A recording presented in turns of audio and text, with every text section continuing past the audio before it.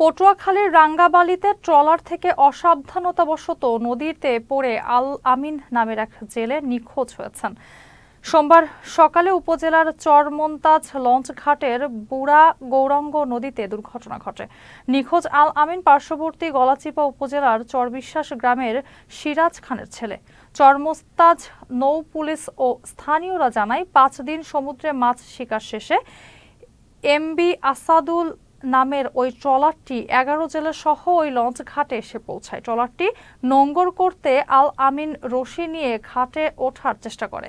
এ সময় পা পিছলে পন্টুনের সঙ্গে মাথায় আঘাত লেগে নদীতে পড়ে নিখোঁজ হয় আল আমিন। পরে তাকে উদ্ধারের চেষ্টা চালায় স্থানীয় জেলেরা। রাঙ্গাবালী নৌ পুলিশ কেন্দ্রের ইনচার্জ শহীদুল ইসলাম জানায়, নিখোঁজ জেলেকে উদ্ধারের চেষ্টা চলছে।